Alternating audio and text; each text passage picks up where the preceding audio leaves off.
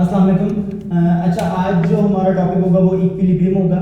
हम लोगों ने जैसे पहले टॉर्क और प्रिंसिपल ऑफ मूवमेंट्स वगैरह बड़ी डिटेल में पढ़ लिया हुआ है, ठीक है। और जो आज टॉपिक होगा वो लास्ट टॉपिक है और इसी के अंदर काफ़ी सब टॉपिक्स आते हैं, तो वो होगा इक्विलिब्रियम। अब पहली बात आती है कि इक्विलिब्रियम होती क्या चीज़ होती है।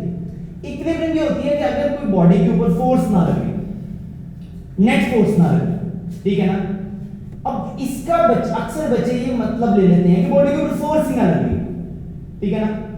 ऐसा नहीं, ये कंसेप्ट है कि अगर बॉडी के ऊपर नंबर ऑफ फोर्सेस लग रही हैं, 1000 फोर्स भी लग रही है, लेकिन वो ऐसे लग रही है कि वो एक दूसरे को क्या कर रही है, कैंसिल आउट कर रही है, उनके इफेक्ट को कैंसिल आउट कर रही है। मतलब कि अगर 1000 फोर्सेस भी लग रही हैं तो ऐसे लग रही है कि वो एक दूसरे को न्यूट्रलाइज कर रही है, उनका इफेक्ट बॉडी के ऊपर जीरो है, ठीक है ना।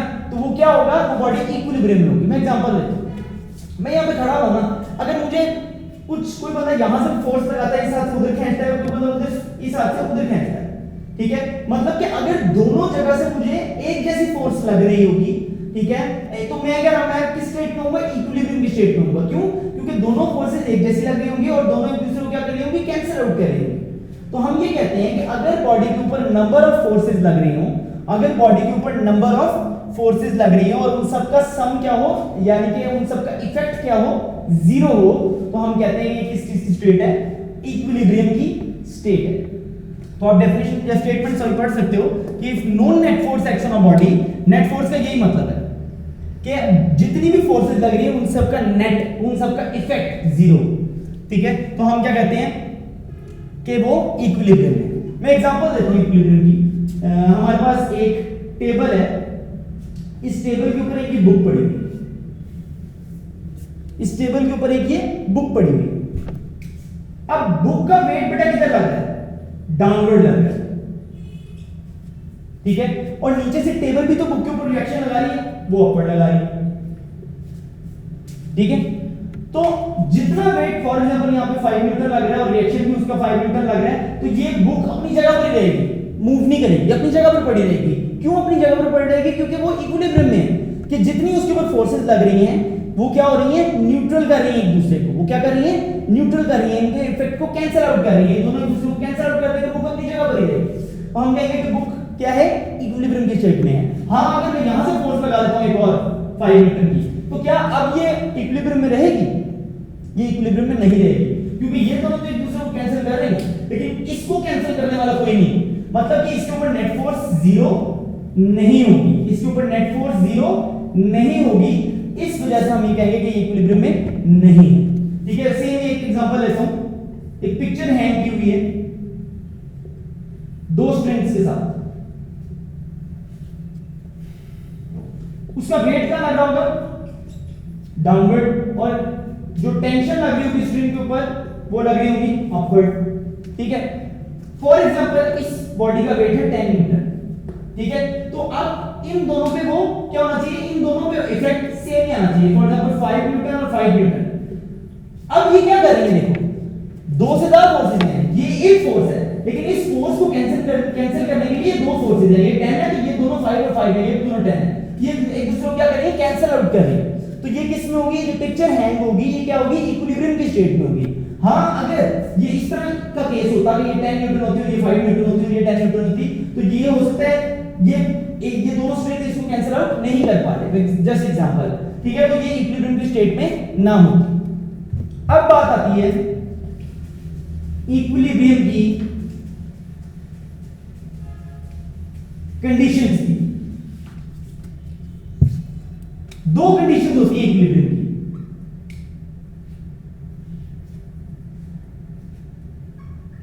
दो कंडीशंस होती है इक्विलिब्रियम की।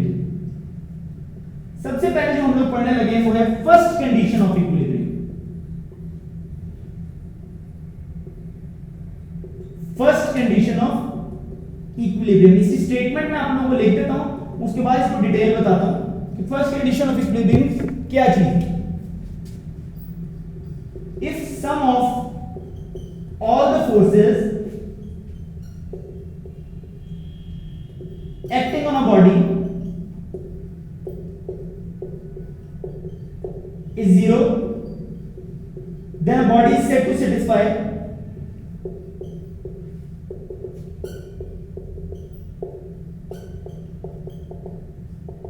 The first condition of equilibrium. ठीक है,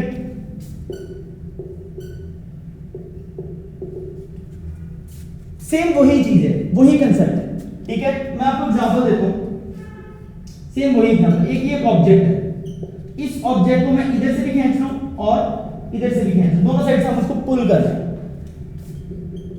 ये 5 न्यूटन है और ये क्या है, ये भी 5 न्यूटन है। ये दोनों एक दूसरे को क्या कर रहे हैं, कैंसिल आउट कर रही हैं। तो इन दोनों का सम क्या हो जाएगा, F1 प्लस F2। एक 5 न्यूटन होगी और दूसरी की भी ऑपोजिट डायरेक्शन में, तो माइनस ऑपोजिट हो जाएगा, साइन ऑपोजिट हो जाएगा, तो -5 बन जाएगा। ये दोनों एक दूसरे को क्या कर देंगे, 0 देंगे, क्योंकि दोनों की डायरेक्शन ऑपोजिट है। इसी तरह से मैंने दोनों के साइंस भी ऑपोजिट लिए हैं, क्योंकि साइंस जो होते हैं वो डायरेक्शन को रिप्रेजेंट करते हैं। ठीक है, तो ये दोनों क्या हो जाएंगे, 0 हो जाएगी। लेकिन अगर ऐसा हो 5 न्यूटन और 6 न्यूटन, तो अब क्या होगा, यहां पर कितनी फोर्सेस लग रही हैं, 3 5, क्योंकि ये दोनों इससे ऑपोजिट डायरेक्शन में है, तो ये माइनस में आ जाएगी। तो ये दोनों तो कैंसिल कर जाएंगे, लेकिन क्या इसका आंसर 0 हुआ, इसका आंसर 0 नहीं हुआ। मतलब कि इस बॉडी ने फर्स्ट कंडीशन ऑफ इक्विलिब्रियम को सेटिस्फाई नहीं किया। ठीक है, तो हम ये कहते हैं कि फर्स्ट कंडीशन ऑफ इक्विलिब्रियम ये होती है कि अगर बॉडी के ऊपर जितनी भी फोर्सेस लग रही हो उन सब का सम जो हो वो क्या हो, 0 हो, तो हम कहते हैं बॉडी फर्स्ट कंडीशन को सेटिस्फाई कर रही है। अगर उन सब का सम 0 नहीं होता तो हम कहते हैं बॉडी ने फर्स्ट कंडीशन ऑफ इक्विलिब्रियम को सेटिस्फाई नहीं किया। उसके बाद बात करते हैं इसके फॉर्मूला की और इसके कंपोनेंट्स की।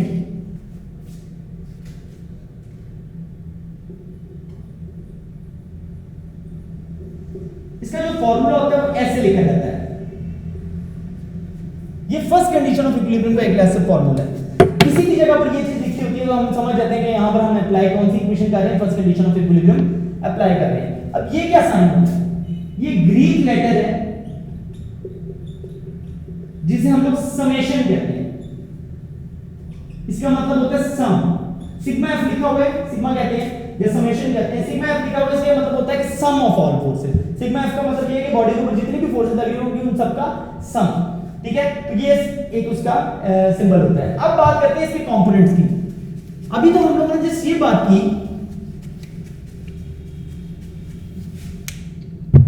कि बॉडी के ऊपर जितनी भी फोर्सेस लग रही है उन सबका सम 0। अब अगर कोई एक ऐसी बॉडी आती है कि जिस पे दो एक्सिस पे फोर्स लग रही है, दो एक्सिस पे मतलब कि एक्स एक्सिस पे भी फोर्स लग रही है और वाई एक्सिस पे भी फोर्सेस लग रही है।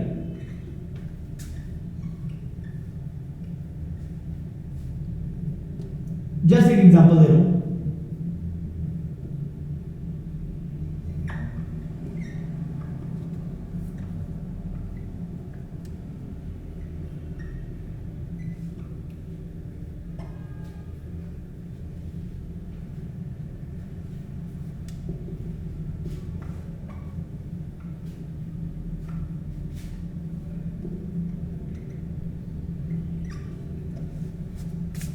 अब आप देख सकते हो कि इसमें एक्स एक्सिस के ऊपर भी लग रही है फोर्सेस। ये एक्स एक्सिस होते हैं तो अलोंग एक्स एक्सिस और अलोंग वाई एक्सिस भी 4 फोर्सेस लग रही है।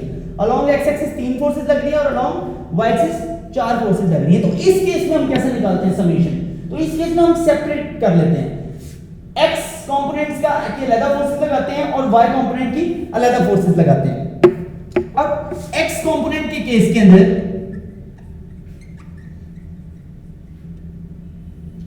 एक्स कंपोनेंट के केस के अंदर हमारा जो फॉर्मूला बन जाता है वो ये बन जाता है sigma F X equals to 0। मतलब कि एक्स एक्सिस पे जितनी फोर्सेस लग रही हैं उन सबका सम क्या होना चाहिए, 0 होना चाहिए। ठीक है, अब एक्स एक्सिस पे देखो कितनी फोर्सेस लग रही है, एक ये लग रही है 5, दो ये लग रही है। अब ये दोनों इससे ऑपोजिट है तो दोनों का साइन क्या हो जाएगा, माइनस में चला जाएगा, -3 -3। तो ये क्या बन जाएगा 5 -6 यानी कि -1 आंसर आ जाएगा। तो ये यानी कि ये इसका x कंपोनेंट जो है वो फर्स्ट कंडीशन को एक तरह से सेटिस्फाई नहीं कर रहा। इसी तरीके से सिग्मा fy भी निकालेंगे, यानी कि अब क्या करेंगे कि जिस बॉडी के ऊपर जितनी y एक्सिस पे फोर्सेस लग रही है उन सबका सम निकालेंगे। तो कितनी लग रही है, 1 2 3 4 फोर्सेस लग रही है। ठीक है, तो वो निकालेंगे 2 + 3, क्योंकि ये दोनों डाउनवर्ड लग रही है, ये भी डाउनवर्ड लग रही है, इसको प्लस कर लेते हैं। सिर्फ एक है जिसकी डायरेक्शन ऑपोजिट है, वो क्या है, ऊपर जा रही है, -5। तो 2 + 3 5 5 + 10 -5, ये क्या बन जाता है, ये दोनों तो एक दूसरे को कैंसिल आउट कर रही है बट आंसर फिर भी 10 आ रहा है। मतलब कि ना सिग्मा fx इसको सेटिस्फाई कर रहा है ना सिग्मा fy सेटिस्फाई कर रहा है। हाँ अगर इन दोनों के आंसर क्या होते हैं, जीरो होते। अगर इन दोनों के आंसर क्या होते हैं, जीरो होते, तो तब हम लोग कहते हैं कि बॉडी ने फर्स्ट कंडीशन ऑफ इक्विलिब्रियम को सेटिस्फाई किया है। लेकिन इनके आंसर जीरो नहीं है, इन सब यानी कि इसकी नेट फोर्स जीरो नहीं हो रही, हम क्या कहते हैं कि ये body first condition of equilibrium को सेटिस्फाई नहीं कर रही। क्यों नहीं कर रही, क्योंकि इसकी जो नेट फोर्स है, इसकी जो नेट फोर्स है वो जीरो के इक्वल नहीं है, यानी कि sigma F equal not equals to zero. हाँ अगर जीरो हो जाती है fx और fy तो हम कहते हैं कि first condition of equilibrium satisfy हो रही है। अब मैंने आप लोगों ने देखा होगा डेफिनेशन के नीचे जब मैंने इक्विलिब्रियम की स्टेटमेंट लिखी तो उसके नीचे एक एरो डालकर एक पॉइंट लिखा था यूनिफॉर्म वेलोसिटी का। वो क्या कांसेप्ट है, मैं उसको भी थोड़ा सा डिटेल बताता हूं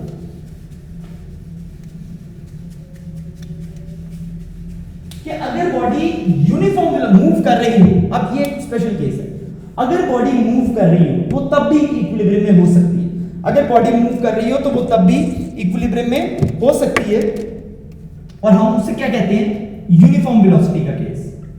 यूनिफॉर्म वेलोसिटी का केस कि a body is said to be in equilibrium if it is moving with a uniform velocity। मैं एग्जांपल देता हूं एक पैराट्रूपर के।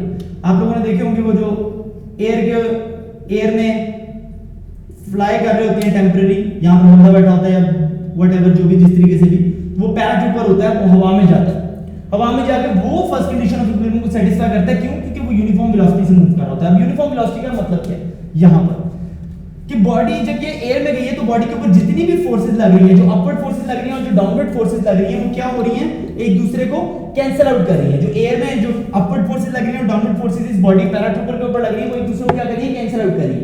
तो जब ऐसी कंडीशन होती है तो बॉडी यूनिफॉर्म वेलोसिटी के साथ नीचे आती है, ठीक है ना, मतलब कि सेम टाइम के अंदर सेम डिस्प्लेसमेंट कवर कर रही होती है। तो फिर हम उसे कहते हैं उस कंडीशन के अंदर भी बॉडी फर्स्ट कंडीशन या सॉरी इक्विलिब्रियम को सेटिस्फाई कर रही होती है,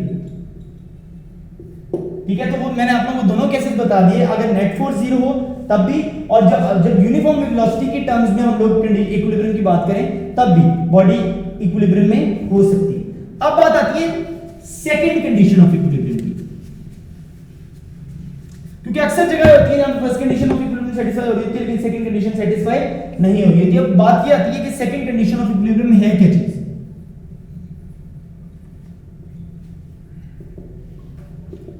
हम लोगों ने पढ़ा था कि फर्स्ट कंडीशन के अंदर बॉडी के ऊपर जितनी भी फोर्सेस लग रही हैं उन सब का सम जीरो होना चाहिए। सेकंड कंडीशन के अंदर हम लोग ये पढ़ते हैं कि बॉडी के ऊपर जितने भी टॉर्क लग रहे हैं, मूवमेंट्स लग रहे हैं, ठीक है, उन सब का सम क्या होना चाहिए, जीरो होना चाहिए। Sum of all the torques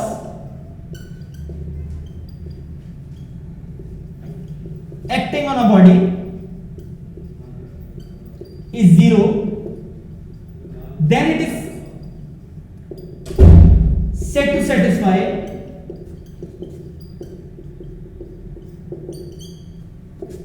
second condition of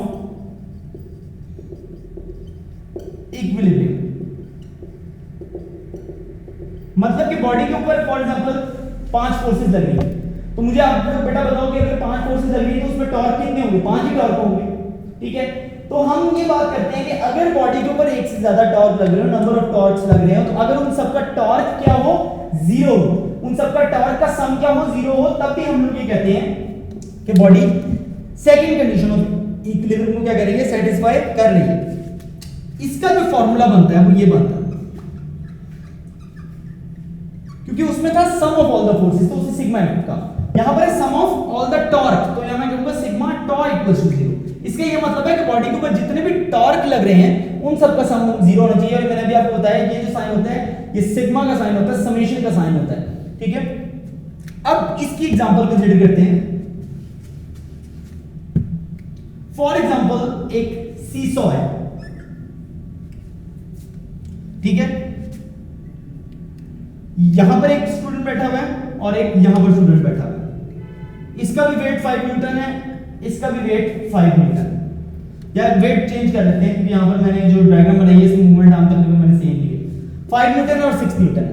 ये इन दोनों के क्या होंगे, लाइन ऑफ एक्शन होंगे, जो मैंने आप लोगों को टॉर्क के केस में बताया था कि line of action of force होगा। और इनका सबका दोनों का एक्सिस ऑफ रोटेशन क्या है, ये जो सपोर्ट है ये एक्सिस ऑफ रोटेशन है, तो लाइन ऑफ एक्शन और एक्सिस ऑफ रोटेशन के दरमियान में जो डिस्टेंस होता है वो क्या होता है, मोमेंट आर्म। वो क्या होता है, मोमेंट आर्म। इस केस में फॉर एग्जांपल 2 मीटर है और इस केस में भी 2 मीटर, जस्ट एग्जांपल। अब इसका टॉर्क क्या होगा और इसका टॉर्क क्या होगा, दोनों के टॉर्क निकालने, दोनों को क्या निकालने, टॉर्क निकालने। अगर दोनों के टॉर्क निकालें और उन दोनों को सम करें और उनका आंसर क्या आ जाए, 0 आ जाए। जस्ट एक एग्जांपल दे, अगर उनका आंसर क्या आ जाए, 0 आ जाए। अगर आंसर 0 आ जाएगा तो हम ये कहते हैं कि body equilibrium, condition of equilibrium को सेटिस्फाई कर रही है। अगर 0 नहीं आता, अगर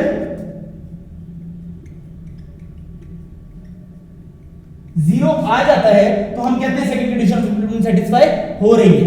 अगर 0 नहीं आता तो फिर मतलब second condition of equilibrium satisfy नहीं हो रही। ठीक है, तो ये कंडीशंस ऑफ इक्विलिब्रियम थी जिसको मैंने आप लोगों को first condition of equilibrium with example detail बता दी और सेकंड कंडीशन ऑफ इक्विलिब्रियम भी विद एग्जांपल डिटेल बता दी। अब जो हमारा नेक्स्ट टॉपिक होगा, नेक्स्ट लेक्चर के अंदर जो हम लोग चीजें पढ़ेंगे वो होंगी हमारी states of equilibrium. States of equilibrium में हमारी तीन कंडीशंस, वो है स्टेट कि बॉडी इक्विलिब्रियम में है लेकिन इक्विलिब्रियम की टाइप कौन सी है, जिसमें स्टेबल भी होती है, अनस्टेबल भी होती है, न्यूट्रल इक्विलिब्रियम भी होती है। वो हम लोग इंशाल्लाह नेक्स्ट लेक्चर में पढ़ेंगे। एक और टॉपिक इस चैप्टर का रहता है, दैट इज कपल। तो इंशाल्लाह हम नेक्स्ट 2 लेक्चर्स के अंदर इस चैप्टर को वाइंड अप करेंगे। Thank you.